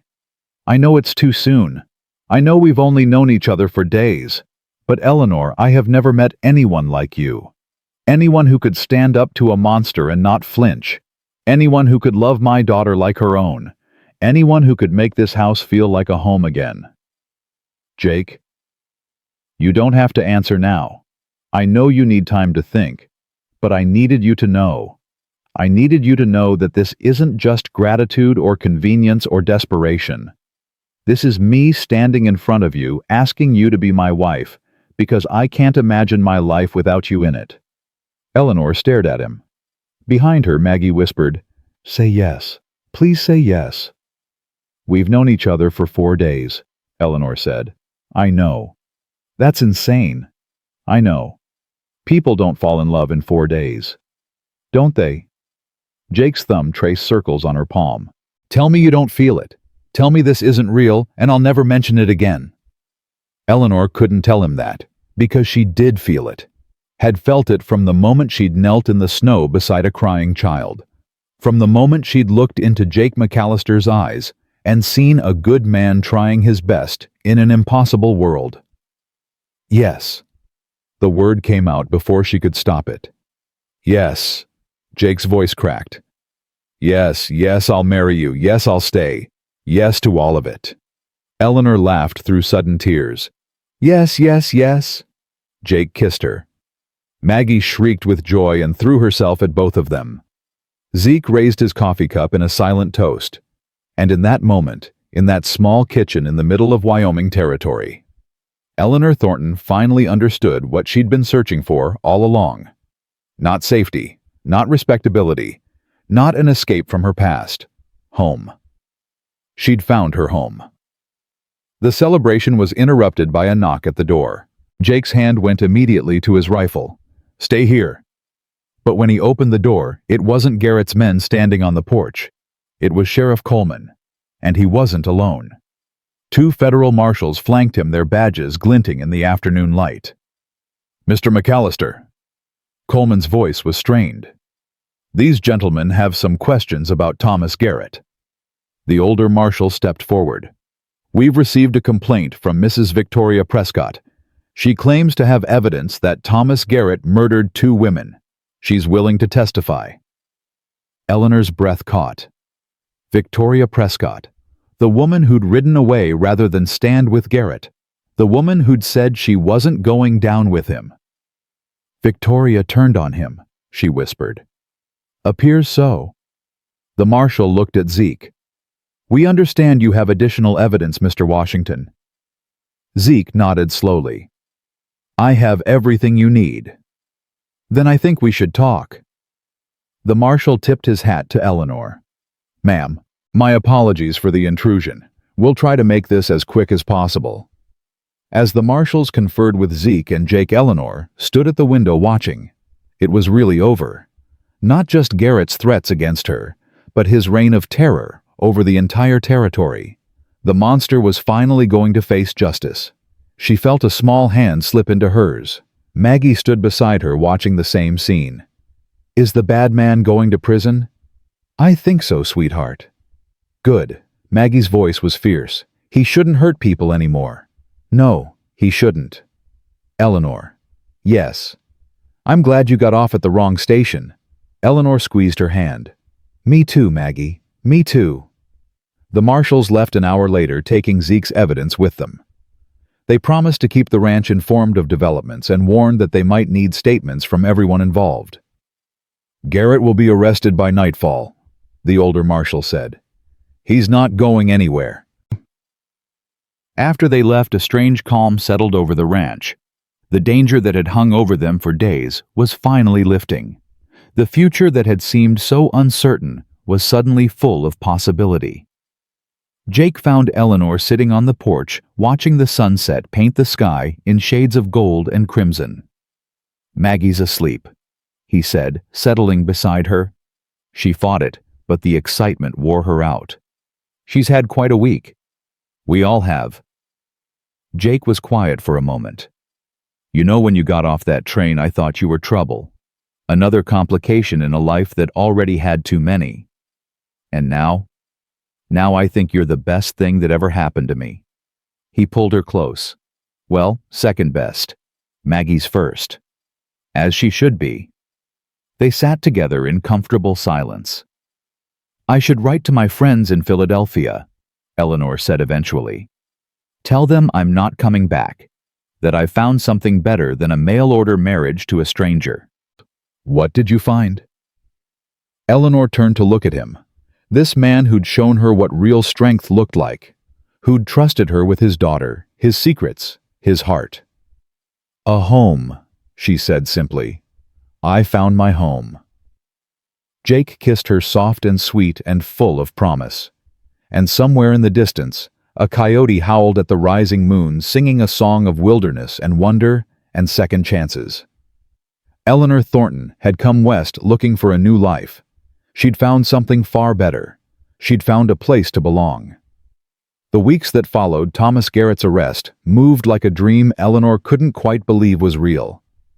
She woke each morning to the sound of Maggie's laughter, to the smell of coffee brewing, to Jake's warm presence beside her. And each morning, she had to remind herself that this was her life now. Not a temporary arrangement. Not a desperate escape. Her life. "You're smiling again?" Jake said one morning, catching her expression as she stood at the kitchen window. "Am I not allowed to smile?" "You're allowed. It's just nice to see." He wrapped his arms around her from behind. "For a while there, I wasn't sure you remembered how. I forgot a lot of things after William died. How to smile, how to hope, how to believe anything good could happen."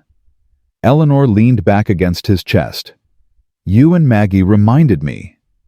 We're very talented. And modest." Jake laughed, and the sound filled the kitchen like music. Maggie burst through the door, her cheeks flushed with cold, her hair escaping from its braids in wild tendrils. "The marshals are coming. I saw them from the hill. 3 riders." Eleanor's heart lurched. Did something go wrong with Garrett's trial? Only one way to find out. Jake squeezed her hand. "Whatever it is, we face it together."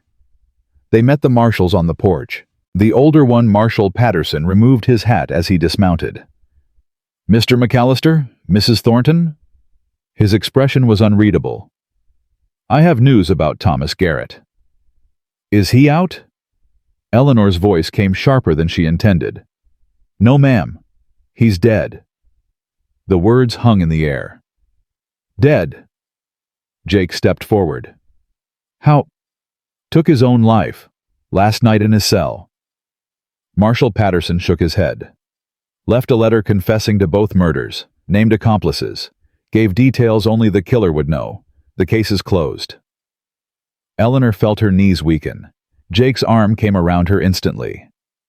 "It's over," she whispered. "It's really over." "Yes, ma'am. I thought you'd want to know in person." The marshal paused. "There's something else. Garrett's estate is being liquidated to pay his debts. But before he died, he signed over the title to a piece of property. Said it was restitution." "Restitution for what?" "For the train ticket, ma'am. The one he bought you." Marshal Patterson pulled a document from his saddlebag. "It's the deed to 40 acres of prime grazing land, adjacent to Mr. McAllister's property as it happens." Eleanor stared at the paper in disbelief. "He gave me land?" "His letter said he wanted to make amends. Whether that was genuine or just a final manipulation, I couldn't say." The marshal shrugged. "Either way, the land is legally yours. Do with it what you will." After the marshals left, Eleanor sat at the kitchen table, the deed spread before her. "I don't understand. Why would he do this? Guilt, maybe." Jake sat across from her. "Or spite. Knowing Garrett, he probably figured if he couldn't have you, he'd make sure you couldn't escape his shadow either." That's twisted. That was Garrett. Maggie climbed into Eleanor's lap, studying the document with serious eyes. Does this mean we have more land now? It means I have land, 40 acres. But you're going to marry Papa, so it's our land, right? Eleanor looked at Jake, who was watching her with an expression she couldn't quite read. That's up to Eleanor, he said quietly. That land is hers. She can do whatever she wants with it. I want to keep it, Eleanor said slowly. Not because of Garrett, not because of what he wanted, but because it represents something. What? A future I never expected. Land I never thought I'd own. A life I never imagined. She touched the paper gently. This land came from something terrible, but maybe we can make something beautiful out of it. Jake's hand covered hers. We can do that. Can we get a pony? Maggie asked hopefully. There's room for a pony now. One thing at a time, sweetheart. Eleanor kissed the top of her head. One thing at a time. The wedding was set for spring. Eleanor had wanted something simple, just family and close friends at the ranch. But word spread through the territory like wildfire, and soon it seemed like everyone within 50 miles had opinions about the ceremony. Mrs. Patterson insists on making the cake, Jake reported one evening. She says it's the least she can do after you saved Ben's life. And the Cooper family wants to provide flowers, Eleanor added. Rosie apparently appointed herself chief flower girl. That might cause problems. Maggie's already claimed that title. They can share. Rosie can carry the flowers, Maggie can scatter the petals. Jake shook his head, smiling. I never thought I'd be discussing flower arrangements. Mary would have laughed herself sick. Eleanor touched his arm gently. Tell me about her. The wedding, I mean. What was it like? Jake was quiet for a moment. Small. Just us and a preacher and Zeke as witness. We didn't have money for anything fancy. He smiled at the memory. Mary wore a dress her mother had worn. Said it was her something old, something borrowed, and something blue. All in one because there was a blue patch on the hem from where her mother had mended it. She sounds wonderful. She was. Jake looked at Eleanor. You remind me of her sometimes. Not in looks or manner, but in spirit. That fierce determination to make things better. That refusal to back down. Is that hard being reminded? It was at first. Now it feels right. Jake took her hand. Mary would have wanted me to move on. To find someone who could love Maggie like her own. To build a new life without forgetting the old one. He lifted her hand to his lips. I think she would have chosen you herself if she could. Eleanor felt tears prick her eyes. I wish I could have known her. You know the best part of her. You know Maggie.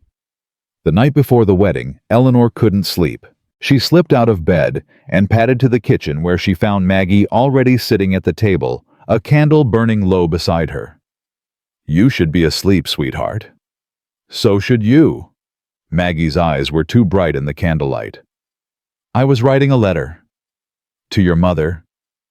Maggie nodded. I wanted to tell her about tomorrow, about you becoming my mama for real. She looked up at Eleanor. Is that okay? That I call you mama? Eleanor's heart swelled. It's more than okay. It's everything. I wasn't sure. Because I don't want mama in heaven to feel bad. Like I'm replacing her. Eleanor sat down and pulled Maggie into her lap. Your mama in heaven could never be replaced. She's part of you forever. The love she had for you doesn't go away just because I'm here now. So I can love you both. You can love as many people as your heart can hold. Love isn't like pie, where if you give some away, there's less left. Love is like fire. The more you share it, the bigger it grows. Maggie considered this. I like that. Fire. Your papa told me your mama said that once, about love growing, not dividing. She was smart. She was. And so are you. Eleanor smoothed Maggie's hair. Now what did you want to tell her about tomorrow? Maggie held up the letter. Can I read it to you? I'd be honored. Maggie cleared her throat importantly. Dear Mama in heaven, tomorrow Papa is marrying Eleanor, and she's going to be my new mama. Not my replacement mama because you can't be replaced. My extra mama. Like having 2 desserts instead of 1. Eleanor laughed through tears. She got off at the wrong train station, but I think God sent her there on purpose because he knew we needed her. She's brave and kind, and she makes Papa smile again. She saved my life when I was sick, and she didn't even know me yet. Maggie paused, looking up at Eleanor. I'm going to put in the next part now. I just wrote it. Go ahead. I love her, Mama. Not the same way I love you, but different. She's teaching me to cook and read big books and how to be brave when scary things happen. I think you would like her. I hope you're happy that Papa found someone to take care of us. Maggie's voice wavered. I miss you every day. But I'm not sad anymore. Just sometimes. Eleanor says it's okay to be sad sometimes, that missing people means we love them. So I guess I'll miss you forever, because I'll love you forever. She folded the letter carefully. Tomorrow, I'm going to bury it in the special box, so you can read it in heaven. Eleanor couldn't speak past the lump in her throat. That was beautiful, Maggie. The most beautiful letter I've ever heard. You really think so? I really think so. They sat together in the quiet kitchen until sleep finally came for both of them. The wedding dawned clear and bright. The entire territory seemed to have turned out. The ranch yard was filled with wagons and horses and people Eleanor barely knew, but who all seemed to know her story. The woman who stood up to Thomas Garrett, she heard someone whisper. The nurse who saved Ben Cooper's life. The mail-order bride who found love at the wrong station. Eleanor stood in the spare room that had become hers, wearing a dress Mrs. Patterson had helped her make from the fabric she'd bought at the general store, what felt like a lifetime ago. A knock at the door. Come in. Zeke Washington entered, looking uncomfortable in his Sunday best. Jake asked me to check on you. Make sure you hadn't changed your mind and run off. Does he really think I'd run? No, but he's nervous. Man's pacing like a caged bear out there. Zeke smiled. You've been good for him, Eleanor. I've known Jake McAllister most of his life, and I've never seen him like this. Like what? Happy, truly happy. Zeke paused. Mary was his first love, but you, I think you might be his last. Eleanor felt tears threatening again. Zeke, if you make me cry before the ceremony. No tears, just truth. He offered his arm. You ready? Half the territory is waiting. Ready. They walked out together. The crowd parted as Eleanor made her way to where Jake stood, waiting beside the minister. He wore his best clothes, his hair actually combed for once, his gray eyes bright with emotion. Maggie stood beside him, practically vibrating with excitement, a basket of flower petals clutched in her small hands. Rosie Cooper stood opposite, holding a bouquet of wildflowers. As Eleanor reached Jake's side, he took her hands in his. You came, he whispered. Of course I came. For a minute there I was afraid you'd realized you could do better. Jake McAllister, there is no better. Not for me. The minister cleared his throat. Dearly beloved, we are gathered here today. The ceremony was simple and perfect. Traditional vows spoken with trembling voices. Rings exchanged simple gold bands that Jake had ordered specially from Santa Fe. And then the words Eleanor had never thought she'd hear again. I now pronounce you man and wife. You may kiss the bride. Jake kissed her like they were alone in the world, and the crowd erupted in cheers and whistles and applause. Maggie threw herself at both of them, flower petals flying everywhere. We're a real family now. A legal official forever family. Forever. Jake agreed, scooping her up with one arm while keeping the other around Eleanor. Forever, Eleanor echoed. The celebration lasted well into the evening. There was food and music and dancing and more joy than Eleanor had experienced in years. Neighbors who had once been strangers now felt like friends united by shared struggle and triumph. As the sun began to set, Eleanor slipped away from the crowd to stand alone by the corral. So much had changed since she'd boarded that train in Philadelphia. She'd been running from grief, seeking safety, expecting nothing but a practical arrangement with a stranger. Instead, she'd found this: a home, a family, a love she hadn't known she was capable of feeling again. "You're thinking too loud," Jake's voice came from behind her. "Just reflecting." "Good reflecting or bad reflecting?" "Good." She turned to face him. "I was thinking about wrong stations." "Ah. If I'd gotten off at the right station, I would have married Thomas Garrett. I would probably be dead by now." Jake's face darkened. "Don't think about that." "I have to, because it makes me understand something important." Eleanor stepped closer to him. "Sometimes the wrong path is the right path.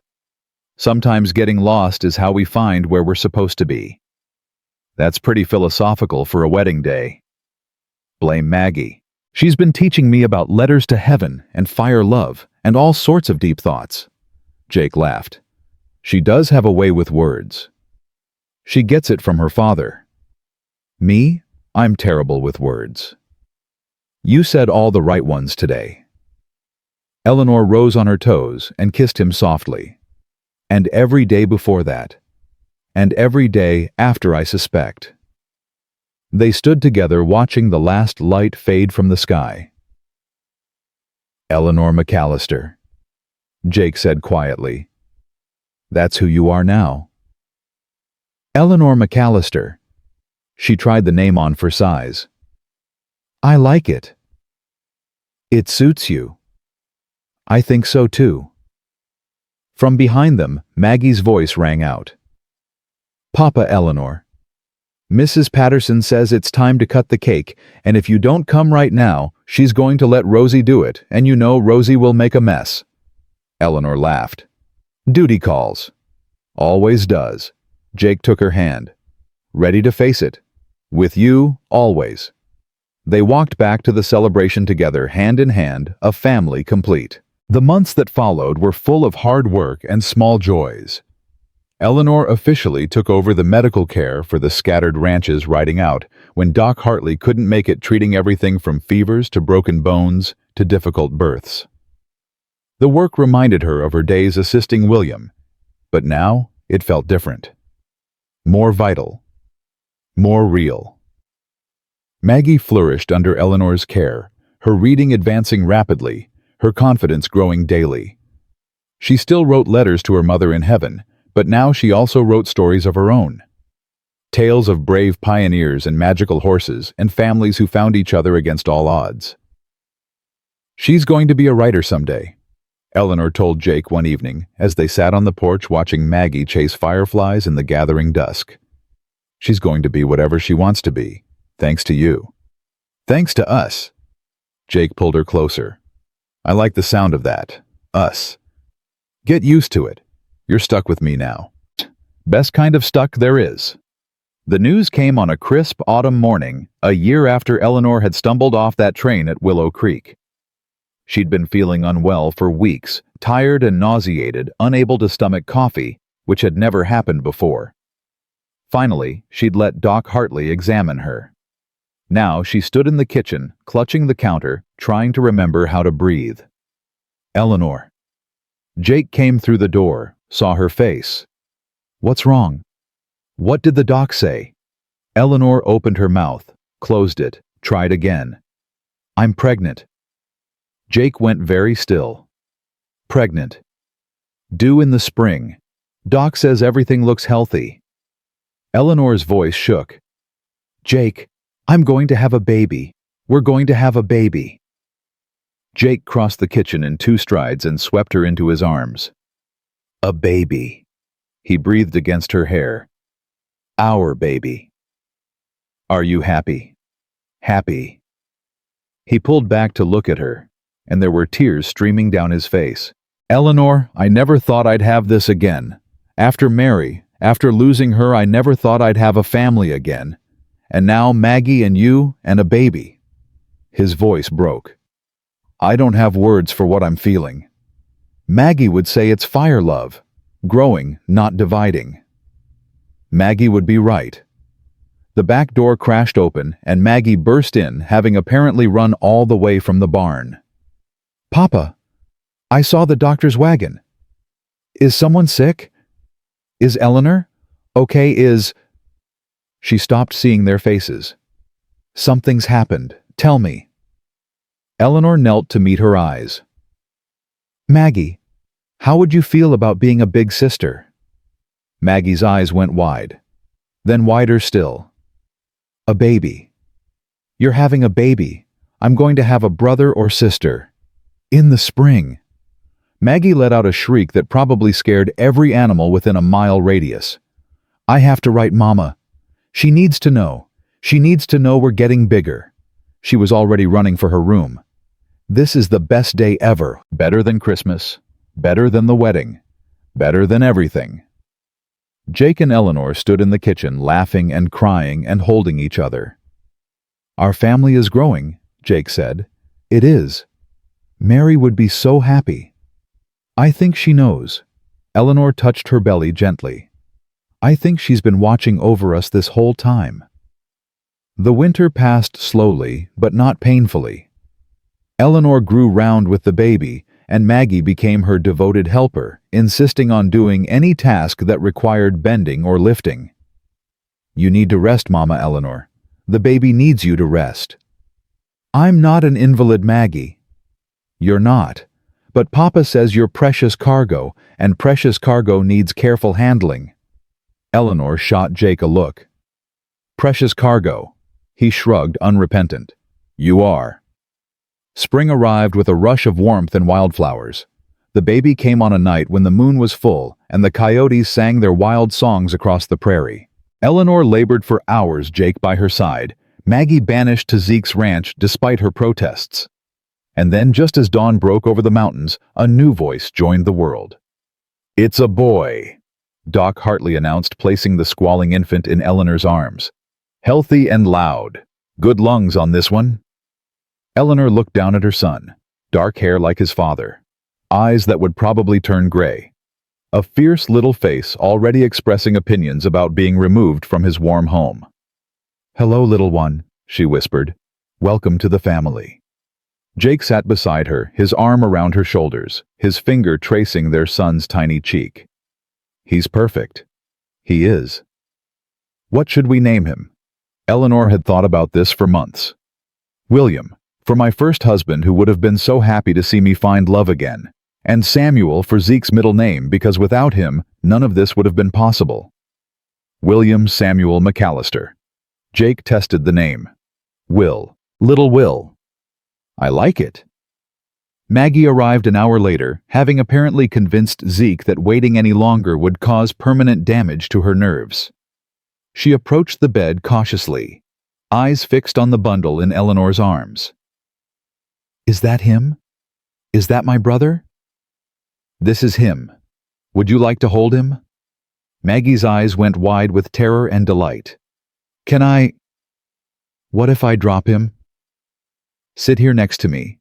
I'll help you." With Eleanor's guidance, Maggie cradled her baby brother for the first time. "He's so small," she breathed. "And his fingers. Look at his fingers. They're perfect." "Just like yours were when you were born," Jake said softly. "I remember holding you for the first time thinking there had never been anything so small and so perfect in the world." Maggie looked up at her father with shining eyes. "And now we have Will." "Now we have Will." The baby stirred, opened his eyes, and seemed to focus on Maggie's face. "He's looking at me. Papa, he's looking at me." He knows his big sister. Maggie bent and pressed the softest kiss to Will's forehead. "I'm going to teach you everything," she whispered. "How to ride horses and catch fireflies and write letters to Mama in heaven. I'm going to be the best big sister ever, I promise." Eleanor met Jake's eyes over their children's heads. Everything she had lost, everything she had mourned, everything she had run from, it had all led here, to this moment, to this family, to this love that grew bigger with every passing day. "You know what I was thinking," she said quietly. "What? That wrong station was the best mistake I ever made." Jake smiled that full, bright smile she'd fallen in love with. "It wasn't a mistake, Eleanor. It was fate. You believe in fate now. I believe in you. I believe in us. And I believe that sometimes the path we think we're supposed to walk isn't nearly as good as the one we stumble onto by accident." Eleanor leaned against him, their daughter holding their son, their family complete. "For now is how forever starts," she said, remembering Mary's words. "For now is how forever starts," Jake agreed. And forever, Eleanor knew, with absolute certainty, had already begun. Outside the window, spring was blooming across the Wyoming territory. The creek was running full, the wildflowers were opening, and somewhere in the distance, a train whistle echoed across the prairie. But Eleanor Thornton McAllister didn't hear it. She was home, and she was never leaving again.